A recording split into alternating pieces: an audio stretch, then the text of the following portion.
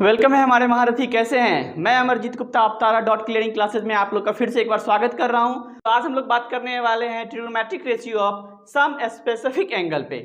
हम अपने T ratios का वैल्यू कैसे फाइंड आउट करेंगे। तो सबसे पहले आप लोग देख लीजिए, एक इक्विलैटरल ट्रायंगल हम लोग ड्रॉ कर रहे हैं। क्या कर दे रहे हैं? एक इक्विलैटरल ट्रायंगल ड्रॉ कर दे रहे हैं। इसमें क्या करिए, इस वर्टेक्स को हम ए, ये मेरा हो जाएगा बी और ये वर्टेक्स हो जाएगा मेरा सी। अब हम लोग क्या करते हैं, अगर ये मेरा इक्विलैटरल ट्रायंगल है तो हम लोग इक्विलैटरल ट्रायंगल का डेफिनेशन जानते हैं कि जितना भी इसका एंगल है सब इक्वल होगा।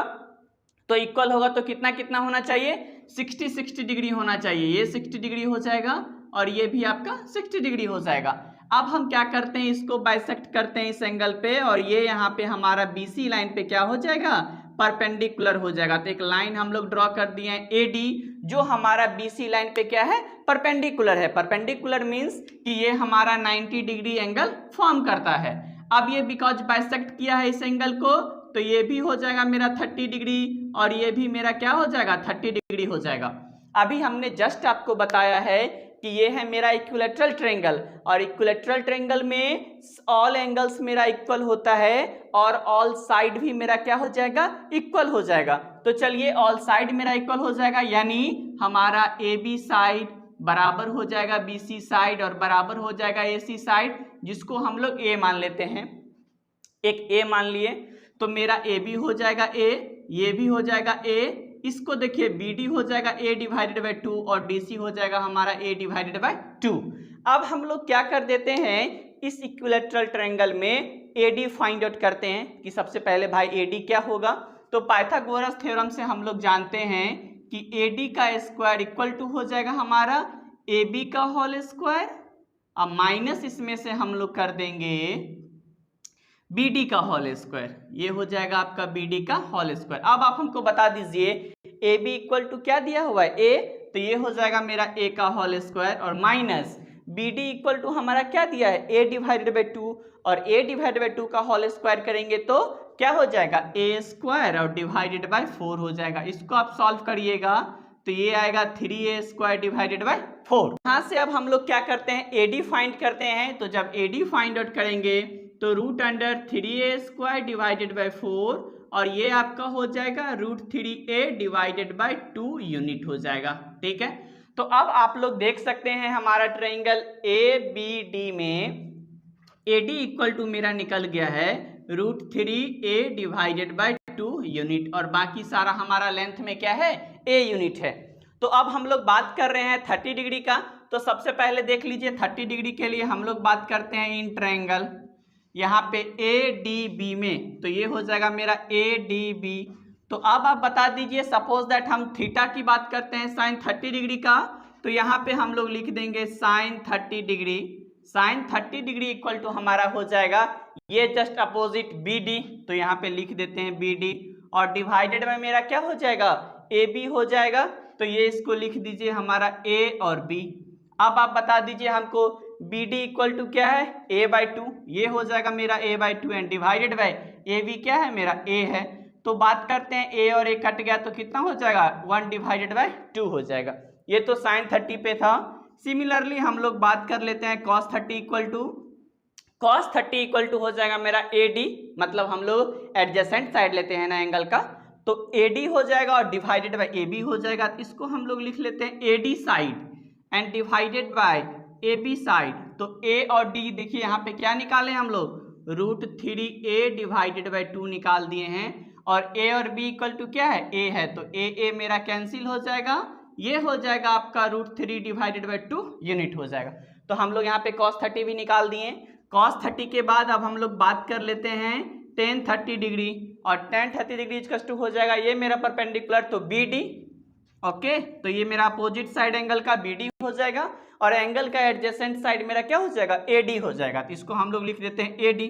अब बात करते हैं बी डी, तो बी और डी हमारा क्या है? ए डिवाइडेड बाई 2, और इसको डिवाइडेड कर देते हैं हम लोग ए बी डी है पहले, तो बी डी मेरा ए डिवाइडेड बाई 2 हो गया। इसके बाद आपका क्या कह रहा है? ए और डी।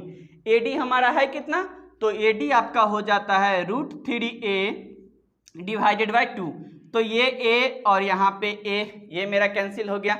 अब इसमें क्या करते हैं, मेरा 2 और 2 ये भी कैंसिल हो गया, तो ये हो जाएगा 1 डिवाइडेड बाय √3 यूनिट। तो हमारा tan 30 डिग्री का वैल्यू जो हो जाएगा ये 1 डिवाइडेड बाय √3 हो जाएगा।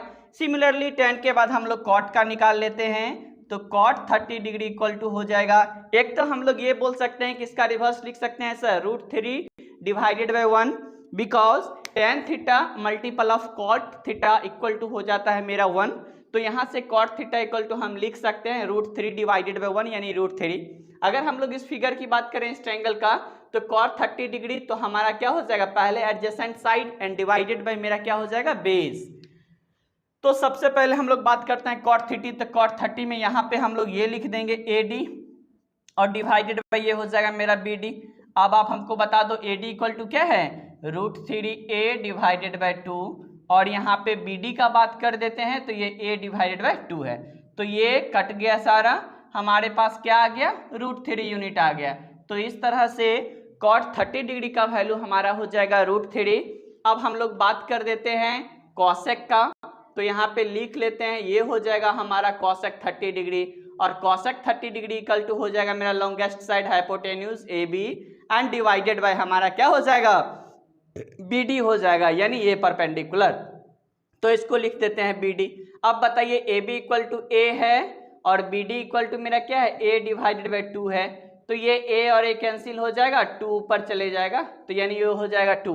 वैसे भी हम लोग बात करते हैं sin 30 degree multiple of cosec 30 degree equal to हो जाता है 1, मतलब sin 30 डिग्री का वैल्यू 1/2 है, तो cosec 30 जस्ट रिवर्स होगा ना, 2 divided by 1 that's means 2, and last one is that sec 30 degree, और sec 30 degree equal to again हम लोग लिखेंगे hypotenuse AB and divided by base लिखना है, यानी एडजेसेंट साइड, ये क्या हो जाएगा, AD के बराबर हो जाएगा।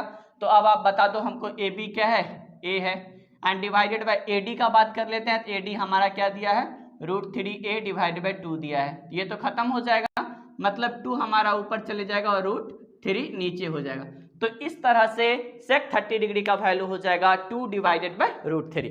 तो ये था हमारा एक स्पेसिफिक एंगल 30 डिग्री पे हमारा T रेशियो है, उसका वैल्यू हम लोग कैसे फाइंड आउट करते हैं, ठीक है। तो अब इसके बाद हम लोग पढ़ने वाले हैं tan 60 डिग्री पे कैसे हम लोग और रिमेनिंग वैल्यू को फाइंड आउट करेंगे, ठीक है बच्चों। देख सकते हैं कि हम T रेशियोज में 60 डिग्री का वैल्यू फाइंड आउट करने वाले हैं कि जब थीटा हमारा 60 डिग्री होगा उस समय हमारे T रेशियोज का वैल्यू क्या आने वाला है। ये बेसिक है हमारा ट्रिगो का, तो आप लोग को ध्यान से वीडियो को देखना है और अच्छा से पढ़ना है, जिससे हम आपको आगे तक पढ़ाते रहें इसको, ठीक है। तो अब चलो यहाँ पे सबसे पहले ध्यान रखो आप, AD इक्वल टू हमारा √3a डिवाइड बाई 2 निकला हुआ है, और AD इक्वल टू हमने यहाँ पे ये लिखा है। अब हम लोग क्या कर रहे हैं, 60 डिग्री में बात कर लेते हैं, तो यहाँ पे साइन 60 डिग्री की बात कर लें, तो साइन 60 डिग्री ADB की बात करें, ADB 60 डिग्री यहाँ पे है, तो just opposite side is equal to AD, you can say that the perpendicular of a triangle, and adjacent side BD, ये हमारा हो जाएगा base A divided by 2, and longest side is AB and that is a hypotenuse, ठीक है।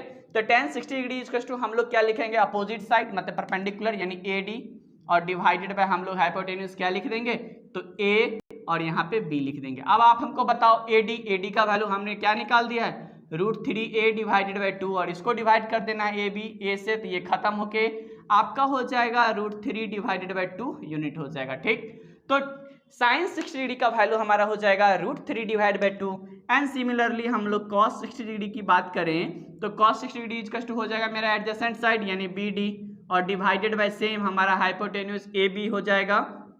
अब आप बताओ BD equal to क्या है, A डिवाइडेड बाय 2, और ये हो जाएगा A कट के मेरा 1 डिवाइडेड बाय 2 यूनिट हो जाएगा। सिमिलरली हम लोग tan 60 डिग्री का भी निकाल सकते हैं, तो ये हो जाएगा मेरा अपोजिट साइड मतलब AD, और डिवाइडेड बाय मेरा क्या हो जाएगा BD।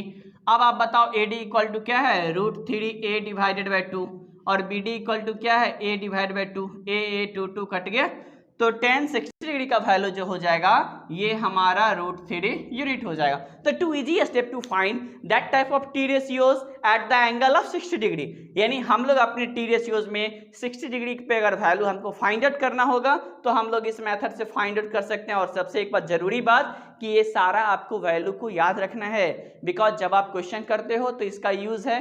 तो तुरंत याद नहीं होता है, कोई इशू नहीं है, बार बार उसको लिखिए, बार बार प्रैक्टिस कीजिए और बार बार जब आप क्वेश्चन बनाते हो तो वहाँ पे मेंशन कीजिए कि हम यहाँ पे लिख रहे हैं कि साइन 60 डिग्री का वैल्यू ये होगा, 30 का ये होगा, cos 60 का ये होगा। तो इससे क्या होगा, आपको इजीली याद हो जाएगा। ठीक है, तो आप लोग tan 60 डिग्री के बाद अब हम लोग आगे बात करते हैं कॉट का। मैंने जस्ट बताया ना कि ये दोनों का अगर हम लोग मल्टीप्लाई कर देते हैं तो 1 होता है, यानी एक दूसरे का रिवर्स होता है, reciprocal.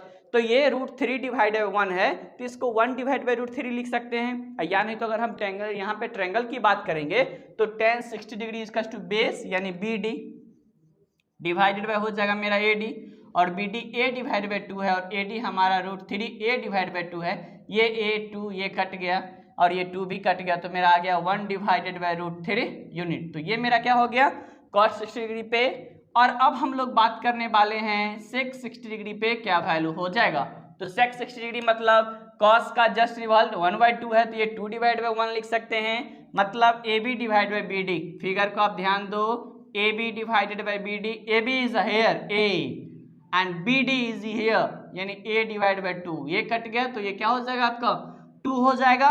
And last one is that cosec 60 degree equal to हम लोग लिख सकते हैं फिर साइन का रिवर्स, यानी ये √3 डिवाइड बाय 2 है, तो इसको हम लोग 2 डिवाइडेड बाय √3 लिख सकते हैं क्या।